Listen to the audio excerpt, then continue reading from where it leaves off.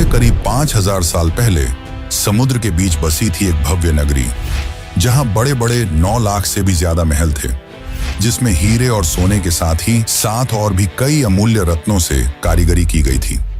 यह शहर इतनी ज्यादा वेल प्लान थी कि आज के बड़े बड़े शहर इसके सामने फेल हैं। लेकिन फिर एक दिन अचानक यह भव्य शहर देखते ही देखते समुद्र में समा गया। अब समय में आगे आते हैं। यह बात है 1983 की। गुजरात के ओखा तट के पास अरब सागर की लहरें एक अजीब सी बेचैनी के साथ किनारे से टकरा रही थी। भारतीय पुरातत्वविदों की एक टीम गोताखोरी के उपकरणों से लैस समुद्र की सतह पर खड़ी थी। किसी को नहीं पता था कि कुछ ही क्षणों बाद वे एक ऐसा दृश्य देखने वाले हैं जो इतिहास की धारणाओं को हिला देगा। जैसे ही उन्होंने समुद्र की नीली गहराइयों में छलांग लगाई, नीचे उतरते ही रेत, चट्टानों और पत्थरों के बीच उन्हें कुछ अननेचुरल दिखाई दिया, कुछ ऐसा जो किसी समय की गवाही देता था। उनका शरीर थम गया, सांसें रुक गईं और आंखों के सामने जो दृश्य था उसने इस सवाल को जन्म दिया, क्या ये वही नगरी है जिसका जिक्र हजारों साल पुरानी किताबों में हुआ है? क्या सचमुच समुद्र की गहराइयों में एक पूरा शहर दफन है? उनके सामने जो दृश्य था उसे देखकर वे दंग रह गए। बड़ी बड़ी चट्टानें, ऊंची ऊंची दीवारें जिनमें भव्य कारीगरी की गई थी, मानो पानी के अंदर पूरा शहर बसा हो। यह कुछ और नहीं बल्कि यह थी श्री कृष्ण की डूबी हुई नगरी द्वारका। दोस्तों, बहुत पहले से ही महाभारत और रामायण जैसे दिव्य ग्रंथों को मिथ यानी कि किस्से और कहानियों की तरह बताया जाता है, और उन्हीं एक किस्से कहानियों में लिखी थी इस भव्य नगरी द्वारका के बारे में, और इसे भी बहुत समय से काल्पनिक कहानी की तरह ही बताया गया। लेकिन जब 1983 में डॉक्टर SR राव और उनकी टीम ने इस नगरी को खोज निकाला, तो इसने उन लोगों को सोचने पर मजबूर कर दिया जो इसे सिर्फ मिथ मानते थे।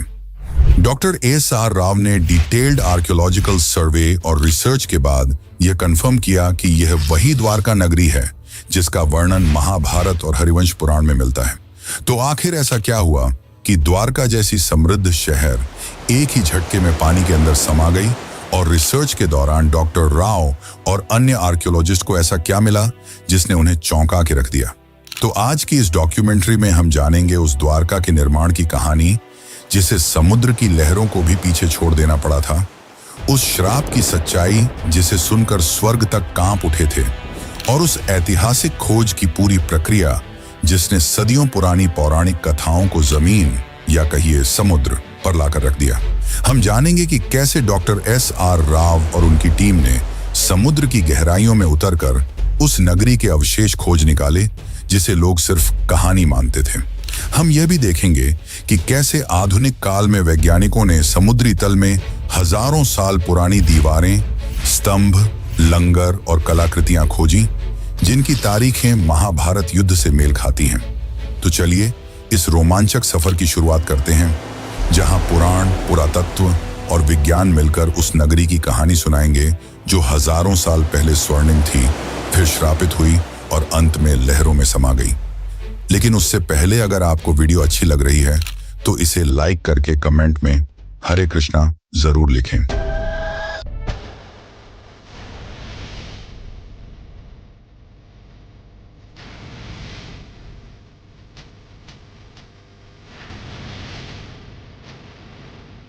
Dwarka and came to the conclusion that it was the Dwarka of Mahabharata.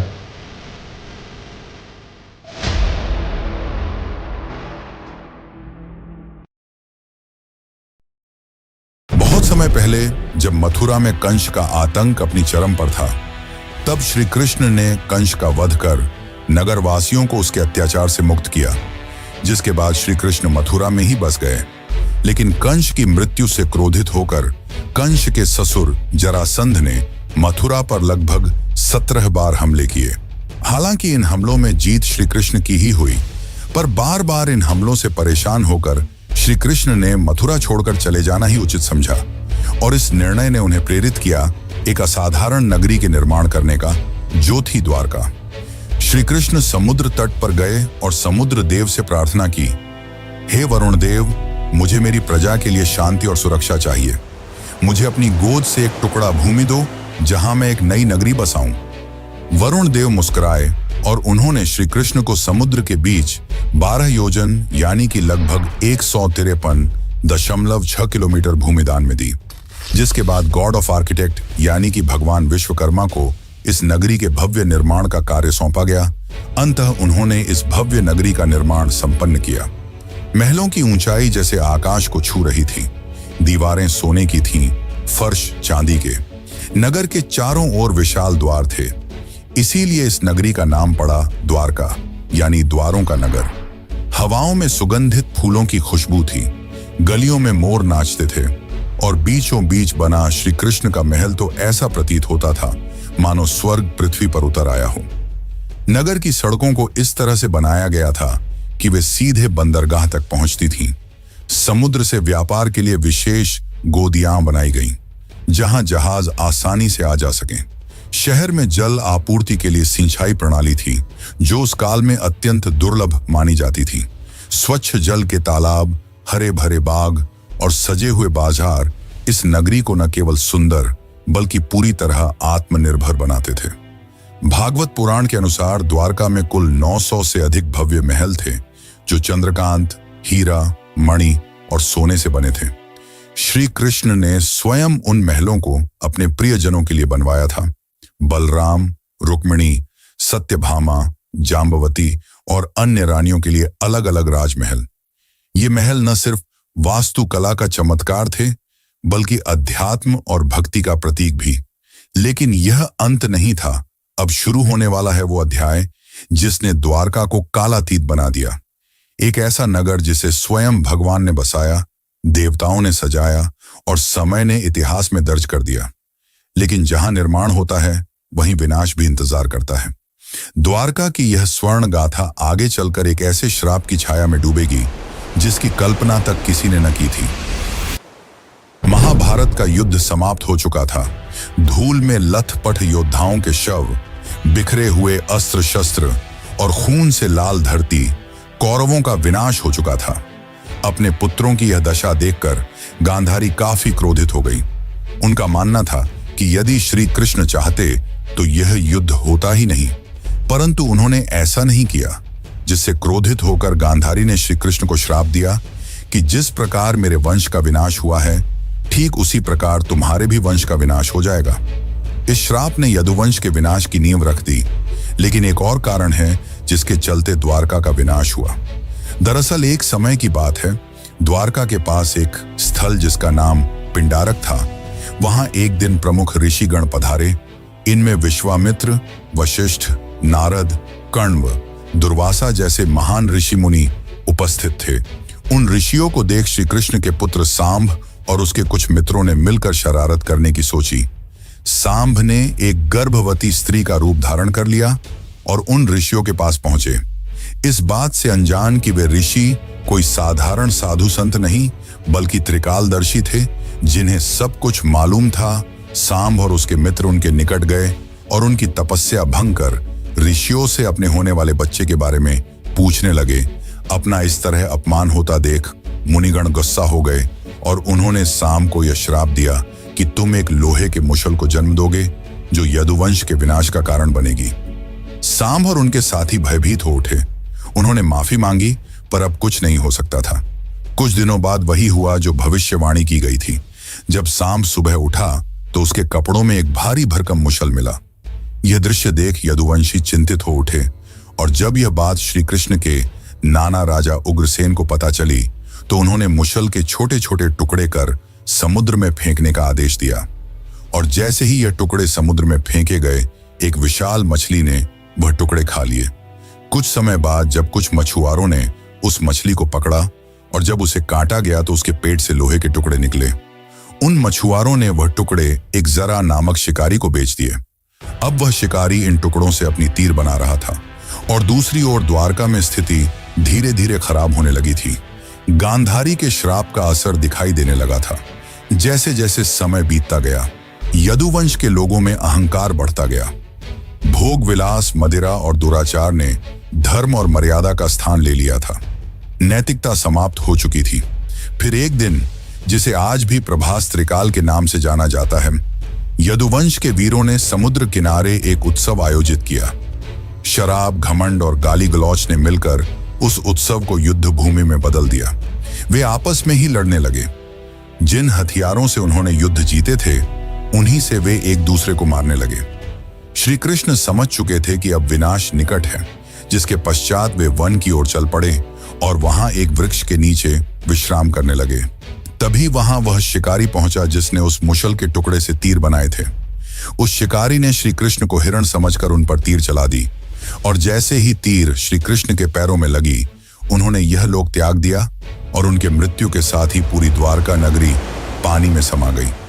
इस प्रकार द्वारका का वह वैभवशाली अध्याय समाप्त हुआ।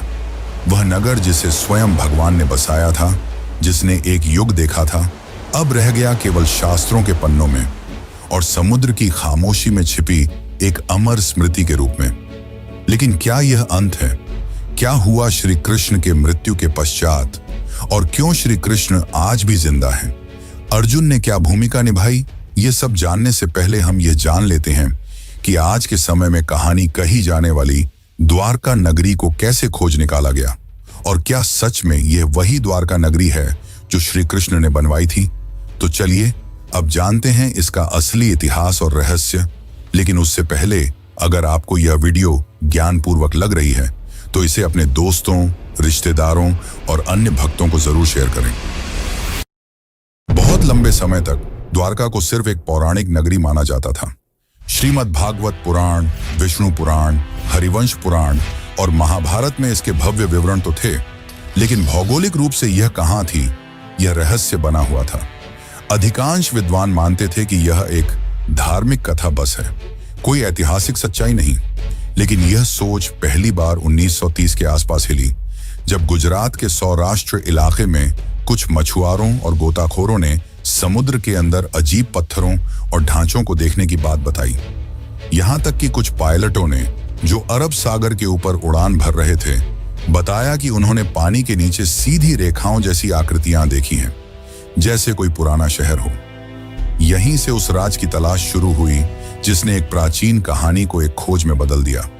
फिर आया साल 1963, जब भारतीय पुरातत्व सर्वेक्षण विभाग यानी कि ASI ने पहली बार बेट द्वारका के पास खुदाई शुरू की। ये वही इलाका था जिसे स्थानीय लोग सदियों से भगवान श्री कृष्ण की नगरी मानते आए थे। खुदाई में वहां से कई प्राचीन बर्तन, मूर्तियां और पक्के ढांचे मिले। इससे ये तो साबित हो गया कि यह जगह काफी पुरानी है, लेकिन इससे द्वारका की असली पहचान अभी भी पूरी तरह साफ नहीं हुई थी। इसके कुछ साल बाद 1970 के दशक में एक और बड़ा सुराग मिला। जामनगर के सरकारी रिकॉर्ड में एक प्राचीन ताम्रपत्र का जिक्र था, जो करीब 6ठी शताब्दी का बताया गया। यह ताम्रपत्र सिंधदत्य नाम के राजा से जुड़ा था और उसमें साफ साफ लिखा था कि यहाँ भगवान श्री कृष्ण निवास करते थे। यह ऐसा पहला ऐतिहासिक दस्तावेज था जिसमें धर्म और इतिहास आपस में जुड़ते नजर आए। इससे इतिहासकारों को पहली बार यह लगा कि द्वारका सिर्फ एक कल्पना नहीं, बल्कि शायद एक खोया हुआ सच है। इसके बाद इस खोज को सही दिशा दी SR राव ने। वे ASI के वरिष्ठ अधिकारी थे और भारत के शुरुआती समुद्री पुरातत्वविदों में से एक माने जाते हैं। उन्हें महाभारत और पुराने ग्रंथों की बातों पर भरोसा था। उन्होंने उन विवरणों की तुलना आधुनिक समुद्री नक्शों से की और पाया कि अगर द्वारका सच में कभी बसी थी तो वह गुजरात के पश्चिमी तट पर ही रही होगी। इसी सोच से 1979 में भारत में पहली बार समुद्र के नीचे पुरातात्विक खोज की नींव रखी गई। डॉक्टर राव ने गोवा स्थित नेशनल इंस्टीट्यूट ऑफ ओशनोग्राफी यानी कि NIO की मदद ली और एक नई खोज का अभियान शुरू किया। यह काम आसान नहीं था। न तो उस दौर में भारत के पास अच्छे उपकरण थे, न ही आधुनिक तकनीक। फिर भी उन्होंने स्थानीय मछुआरों, गोताखोरों, पुरानी नावों और शुरुआती सोनार तकनीक की मदद से समुद्र के अंदर छिपे राज को ढूंढना शुरू किया। और इसी दौरान समुद्र की सतह के नीचे उन्हें कुछ ऐसे ढांचे दिखाई देने लगे जो किसी भी नजरिए से प्राकृतिक नहीं लगते थे। वहां पत्थरों की लंबी दीवारें थीं, बड़े बड़े खंभे थे और ऐसे लंगर भी मिले जो साफ बताते थे कि वहां कभी जहाज आते जाते रहे होंगे। यानी ये जगह एक पुराना बंदरगाह रहा होगा। लेकिन ये तो बस शुरुआत थी, असली खुलासे तो अभी बाकी थे। 1979 की खोज ने एक ऐसा दरवाजा खोल दिया था जिसके पीछे छुपी थी एक बहुत पुरानी, लगभग भूली हुई कहानी। अब 1980 का दशक उस कहानी को सच साबित करने की जिद बन चुका था, और इस जिद की सबसे बड़ी वजह थे doctor S.R. Rao. Doctor Rao को महाभारत और पुराणों में लिखी बातों पर पूरा भरोसा था। उन्होंने उन ग्रंथों के नक्शों और विवरणों को पढ़ा, समझा और फिर आधुनिक समुद्री मानचित्रों से मिलाया। उन्हें यकीन था कि श्री कृष्ण की वो नगरी, जिसे दुनिया ने बस एक कहानी मान लिया था, वो कहीं ना कहीं अरब सागर के नीचे आज भी मौजूद है। लेकिन उनका ये सफर बिल्कुल भी आसान नहीं था। उस समय भारत में समुद्री खुदाई यानी कि मरीन आर्कियोलॉजी एक बिल्कुल नया क्षेत्र था। न सरकार के पास इस काम के लिए पर्याप्त पैसा था, न वैज्ञानिकों को इस बात पर भरोसा कि समुद्र के नीचे कोई शहर भी हो सकता है। बहुत सारे लोग इस प्रयास को बस धार्मिक सोच का हिस्सा मानते थे। कई लोगों ने डॉक्टर राव से कहा, पौराणिक कथाओं को इतिहास से जोड़ने का क्या फायदा, लेकिन उन्होंने कभी हार नहीं मानी। डॉक्टर राव ने ASI और गोवा के नेशनल इंस्टीट्यूट ऑफ ओशनोग्राफी के साथ मिलकर एक समुद्री अभियान शुरू किया। इंडियन नेवी के गोताखोरों की भी मदद ली गई, लेकिन चुनौती सिर्फ यह नहीं थी कि लोग विश्वास नहीं कर रहे थे। असली मुश्किल थी टेक्नोलॉजी और संसाधनों की कमी। उस समय न तो सोनर जैसी आधुनिक तकनीक थी, न ही पानी के अंदर काम करने वाले रोबोट्स। डाइवर्स को अपने हाथों से समुद्र की सतह को टटोलना पड़ता था। 1980 के दशक में, यानी लगभग 40 साल पहले, समुद्र में जाकर खुदाई करना कोई आसान काम नहीं था। इसके लिए archaeologist, divers, oceanographers, under water photographers, historians, geologist और बहुत से टेक्नीशियनों की जरूरत होती थी। इतनी बड़ी टीम को बनाना और उन्हें काम पर लगाना अपने आप में एक बड़ा काम था। फिर भी राव ने हार नहीं मानी। फंडिंग की इतनी कमी थी कि उन्होंने अपने वेतन से टीम का खाना तक खरीदा। उन्होंने सिर्फ 800 रुपये में एक्सपीडिशन शुरू किया था, और ये भी उन्हें छोटे छोटे फंड्स इकट्ठा करके मिले थे। वह चाहते थे कि सरकार एक स्थायी समुद्री पुरातात्विक इकाई बनाए, लेकिन यह इतना भी आसान नहीं था। 1983 से 1992 के बीच राव की टीम ने लगभग 12 बार समुद्र में जाकर खुदाई की। खोज के लिए बेट द्वारका और आसपास के इलाकों को चुना गया, और फिर एक एक कर सामने आने लगे ऐसे सबूत जिन्होंने न सिर्फ भारत को बल्कि पूरी दुनिया को चौंका दिया। गोताखोरों ने समुद्र के तल से लगभग 30 मीटर नीचे 560 मीटर लंबी पत्थरों की दीवार खोज निकाली। ये कोई प्राकृतिक बनावट नहीं थी, ये इंसानों द्वारा बनाए गए शहर की दीवार थी। उसकी बनावट वैसी ही थी जैसी महाभारत में द्वारका के वर्णन में मिलती है। फिर मिले 30 से भी ज्यादा पत्थर के खंभे, जो शायद किसी महल या भवन का हिस्सा रहे होंगे। ऐसे लंगर यानी कि एंकर्स मिले, जिनसे पता चलता था कि वहां से नौकाएं चला करती थीं। कुछ 3 छेद वाले एंकर भी मिले, जो उस समय की एडवांस नेविगेशन को दिखाते थे। इसके अलावा सील, लोहे और पीतल की वस्तुएं और मिट्टी के बर्तन भी मिले। इनकी कार्बन डेटिंग और थर्मोलुमिनेसेंस डेटिंग से पता चला कि यह चीजें 1500 ईसा पूर्व से लेकर 3000 ईसा पूर्व के बीच की हैं। और तो और एक बर्तन तो 9000 साल पुराना निकला, जिसने वैज्ञानिकों को भी हैरान कर दिया। परंतु दुनिया भर के बहुत सारे इतिहासकारों ने इसे मानने से इनकार कर दिया। उन्हें यह एक माइथ रिवाइवल यानी सिर्फ धर्म को प्रचारित करने की कोशिश लगी। लेकिन डॉक्टर राव का जवाब साफ था, मैं ग्रंथों को धार्मिक किताबें नहीं, ऐतिहासिक दस्तावेज मानता हूं। जब रोम, एथेंस और बाबुल जैसे शहरों की खुदाई हो सकती है, तो द्वारका की क्यों नहीं? साल 1990 आते आते टीम को 500 से ज्यादा आर्टिफैक्ट्स, एंशिएंट हार्बर वॉल्स और एक सुनियोजित शहर के संकेत मिल चुके थे। अब यह बात लगभग तय हो गई थी। द्वारका कोई कल्पना नहीं, वह एक असली, समृद्ध और व्यवस्थित सभ्यता थी जो समुद्र में समा गई। लेकिन अभी तो सिर्फ सतह खुली थी। असली राज तो समुद्र के और अंदर छुपा था, और वहीं से शुरू होता है अगला अध्याय। 1990 तक डॉक्टर S.R. राव और उनकी टीम ने साबित कर दिया था कि द्वारका सिर्फ एक पौराणिक कथा नहीं, बल्कि एक डूबी हुई सच्ची सभ्यता थी। लेकिन अब जरूरत थी और भी ठोस वैज्ञानिक सबूतों की, ताकि दुनिया भी मान ले कि भगवान श्री कृष्ण की द्वारका असली थी और वाकई समुद्र में समा गई थी। इन सबूतों से यह तो साबित हो गया था कि द्वारका सिर्फ किस्से कहानियों में नहीं बल्कि सच में थी और काफी ज्यादा वेल प्लान थी। लेकिन उस समय फंडिंग की कमी की वजह से इसके रिसर्च को रोक दिया गया। फिर साल 2001 में इस दिशा में एक बहुत बड़ा कदम उठाया गया। भारतीय पुरातत्व सर्वेक्षण और NIOT यानी कि national institute of ocean technology ने मिलकर एक बड़ा वैज्ञानिक अभियान शुरू किया। जगह चुनी गई कच्छ की खाड़ी और बेट द्वारका का इलाका। इस बार अभियान में सिर्फ पुरातत्वविद ही नहीं बल्कि समुद्र वैज्ञानिक, भूगर्भ शास्त्री, नौसेना के गोताखोर, सोनार तकनीक के विशेषज्ञ और इंटरनेशनल कार्बन डेटिंग लैब्स भी जुड़े थे। इस खोज की कमान संभाली थी डॉक्टर आलोक त्रिपाठी, जो ASI के समुद्री पुरातत्व निदेशक थे, और उनके साथ थे डॉक्टर राजीव निगम, जो उस समय CSIR के मरीन साइंस प्रमुख के रूप में काम कर रहे थे। इस बार की खोज पहले से अलग थी। ये हाईटेक थी। इसमें अब सिर्फ आंखों से नहीं बल्कि मशीनों से खोज की जा रही थी। 2001 से 2007 तक समुद्र के अंदर का पूरा हाइड्रोग्राफिक सर्वे किया गया। एडवांस सोनार और सब बॉटम प्रोफाइलर जैसे मॉडर्न उपकरणों से समुद्र की परतों का डिजिटल नक्शा बनाया गया। वैज्ञानिकों ने करीब 40,000 वर्ग मीटर का समुद्र का हिस्सा स्कैन किया और जो मिला उसने सबको हैरान कर दिया।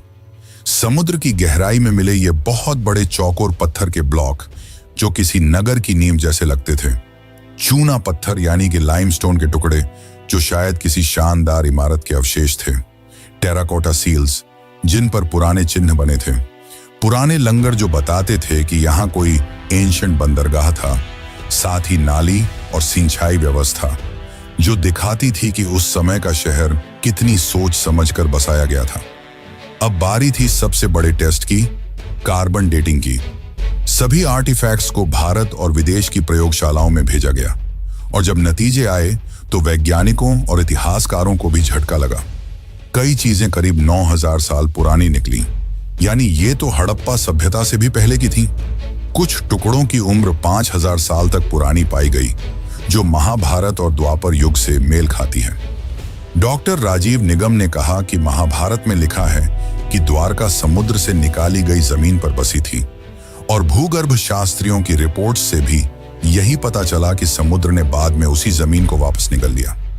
सोनर मैपिंग से यह भी पता चला कि जैसे जैसे समुद्र का स्तर बढ़ा, मंदिर और घर धीरे धीरे आगे खिसकते गए। यानी यह एक धीमा और क्रमिक डुबाव था, अचानक नहीं। AK सिन्हा, ASI के निदेशक ने बताया कि जमीन और समुद्र दोनों जगहों से जो अवशेष मिले हैं, उनके आकार, डिजाइन और बनावट में काफी समानता है, जो ये साबित करता है कि ये सब एक ही समय और संस्कृति से जुड़े थे। फिर आया साल 2007, जब नौसेना और ASI ने मिलकर तीसरा सबसे बड़ा अंडर वाटर एक्सकवेशन शुरू किया। पंचकुई बीच के पास से शुरू हुई इस खुदाई में लगभग 2 नॉटिकल मील के दायरे में फैली हुई मंदिरों की दीवारें, महल के खंडहर और जल निकासी प्रणाली मिली। यही वो पल था जब पहली बार दुनिया ने माना, द्वारका कोई कल्पना नहीं बल्कि एक सच है, एक पूरी सभ्यता जो समुद्र में समा गई। लेकिन फिर भी एक सबसे बड़ा सवाल बाकी रह गया, आखिर द्वारका डूबी क्यों? इसका धार्मिक दृष्टिकोण से तो हमने उत्तर जान लिया, अब जानते हैं वैज्ञानिक दृष्टिकोण से, और साथ ही जानेंगे आज के समय की द्वारका के बारे में। तो बने रहिए, क्योंकि हम जो आपको बताने वाले हैं वो आपको चौंका कर रख देगा। 2007 की खोजों ने यह साबित कर दिया था कि समुद्र की गहराइयों में कोई आम चीजें नहीं बल्कि एक पूरी बसी हुई और समृद्ध नगरी है। लेकिन एक सवाल अब भी रह गया था, आखिर ये नगर डूबा कैसे? क्या वाकई ये कोई श्राप था जैसा ग्रंथों में लिखा है, या फिर इसके पीछे कोई प्राकृतिक और वैज्ञानिक वजह थी? इन सवालों के जवाब ढूंढने के लिए वैज्ञानिकों ने रुख किया ओशनोग्राफी यानी कि समुद्र विज्ञान और जियोलॉजी यानी कि भूगर्भ शास्त्र की ओर। अब तक जो मिला था वो सब प्रमाण तो थे, लेकिन अब जरूरत थी समय को मापने की, ये जानने की कि जब द्वारका बसी थी तब समुद्र में ऐसा क्या हुआ जो वो सब कुछ निगल गया। इस पूरे शोध का आधार बना सी लेवल राइज थ्योरी। अमेरिका की SSCSM यूनिवर्सिटी के प्रोफेसर रेंस ने एक अध्ययन किया जिसमें अरब सागर के सी लेवल को 20,000 सालों के डेटा के जरिए ट्रैक किया गया था। इस रिसर्च के मुताबिक 9,000 साल पहले यानी करीब 11,000 साल पहले समुद्र का स्तर आज के मुकाबले 25 मीटर नीचे था। 5,000 ईसा पूर्व के बीच समुद्र अचानक बहुत तेजी से कई मीटर तक ऊपर उठ गया। वैज्ञानिक मानते हैं कि यह घटना किसी सुनामी या समुद्री आपदा का संकेत देती है। और यह सिर्फ अरब सागर में नहीं हुआ। जब वैज्ञानिकों ने दुनिया के बाकी हिस्सों से मिले सी लेवल डेटा से इस जानकारी की तुलना की तो कैरेबियन द्वीप, इंडोनेशिया और दक्षिण अमेरिका जैसी जगहों पर भी उस दौर में बड़ी बड़ी समुद्री हलचलें और सुनामी के सबूत मिले। इसका मतलब था कि यह घटना सिर्फ भारत तक सीमित नहीं थी, बल्कि पूरी दुनिया में उस समय कुछ बड़ा हो रहा था। और ठीक इसी समय महाभारत के अनुसार श्री कृष्ण ने पृथ्वी का त्याग किया था और कलियुग की शुरुआत हुई थी।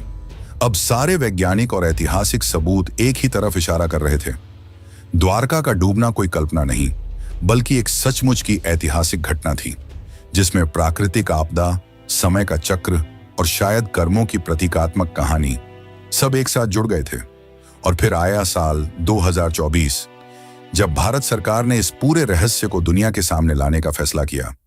25 फरवरी 2024 को प्रधानमंत्री नरेंद्र मोदी खुद गुजरात के पंचकुई बीच पहुंचे। उनके साथ थी भारतीय नौसेना, ASI, NIOT और वैज्ञानिकों की एक टीम जो स्कूबा डाइविंग से समुद्र की गहराइयों में जाने वाली थी, वहीं जहां श्री कृष्ण की नगरी कभी खड़ी थी। ये कोई आम डाइव नहीं थी, ये इतिहास से साक्षात्कार था। जैसे ही प्रधानमंत्री समुद्र में उतरे, वहां पत्थर के स्तंभ, लंगर, मंदिर की नींव और प्राचीन दीवारें दिखाई दी। मोदी जी ने खुद समुद्र की गोद में मोरपंख अर्पित किया, जो श्री कृष्ण की स्मृति और भारत की सनातन विरासत को फिर से जीवंत करने का प्रतीक था। इसके बाद उन्होंने द्वारिकाधीश मंदिर में जाकर श्री कृष्ण और रुक्मिणी माता के दर्शन किए। मंदिर की 52 गज की ध्वजा, जो हर दिन 5 बार बदली जाती है, आज फिर हवा में लहराई, मानो ये संकेत दे रही हो कि द्वारका की सच्चाई अब दुनिया के सामने है। आज की तारीख में द्वारका 2 भागों में बसी है। एक जो है जहां लाखों श्रद्धालु हर साल दर्शन के लिए आते हैं, और दूसरी जो समुद्र के नीचे है, जिसे आज पूरी दुनिया जानती है the lost city of Krishna के नाम से। इस 90 साल की खोज, संघर्ष और वैज्ञानिक यात्रा ने दुनिया को यह दिखा दिया कि श्रद्धा सिर्फ आस्था नहीं, वो इतिहास की नींव भी बन सकती है। द्वारका सिर्फ भारत की कहानी नहीं है, ये पूरी मानव सभ्यता की याददाश्त है, जो ये सिखाती है कि सत्य और संस्कृति को भुलाया नहीं जा सकता, चाहे वो कितनी भी गहराई में क्यों ना छुपा हो। और इसीलिए आज भी द्वारका जिंदा है, कभी मंदिर की घंटियों में, कभी समुद्र की लहरों में, और अब वैज्ञानिक रिपोर्टों में भी। तो चलिए मित्रों, अब चलते हैं अपने आखिरी अध्याय की ओर। शताब्दियां बीत गईं, युग बदले, राजवंश मिटे, सभ्यताएं उगती और गिरती रहीं, लेकिन समुद्र वो आज भी मौन है, शांत, गूढ़ और रहस्यमयी। उसकी लहरों के नीचे दबी द्वारका की नगरी आज भी जैसे किसी इंतजार में है, न जाने किसके लिए। शायद उसके निर्माता श्री कृष्ण के फिर से लौट आने के लिए, या शायद इस धरती के इंसानों के उस बोध के लिए जब वे केवल इतिहास नहीं, अपनी आस्था में छिपे सत्य को भी पहचानना सीखें। द्वारका कोई कल्पना नहीं थी, वो एक यथार्थ था, एक स्वर्णिम यथार्थ जिसे एक श्राप ने लील लिया, एक समय ने छिपा दिया और एक समुद्र ने अपनी गहराइयों में समा लिया। लेकिन वह सत्य आज फिर उभर रहा है, टूटे स्तंभों में, पुरातत्व की रिपोर्टों में, सोनर की लहरों में और एक राष्ट्र की आस्था में। इस पूरी डॉक्यूमेंट्री ने हमें यह सिखाया कि आस्था और विज्ञान 2 विपरीत ध्रुव नहीं हैं, वे एक ही सत्य की 2 राहें हैं। एक राह हमें विश्वास दिलाती है और दूसरी उसे प्रमाणित करती है। द्वारका की कहानी बस एक शहर की कहानी नहीं है, यह उस संस्कृति की कहानी है जो अपने चरम पर भी विनम्र थी और अपने अंत में भी दिव्य। यह उस ईश्वर की नगरी की कहानी है जिसने अपने जीवन से कर्म का सार बताया और अपने अंत से संयम और स्वीकृति का। और जब अगली बार आप समुद्र की लहरों को देखें, जरा ठहरिएगा, शायद किसी अगाध गहराई से आपको कोई बांसुरी की धुन सुनाई दे। शायद वो द्वारकाधीश अब भी आपको पुकार रहे हों, अपने नगर से, अपने सत्य से, क्योंकि कुछ कहानियां खत्म नहीं होती, वे सिर्फ इंतजार करती हैं दोबारा जगाए जाने का। जय द्वारकाधीश।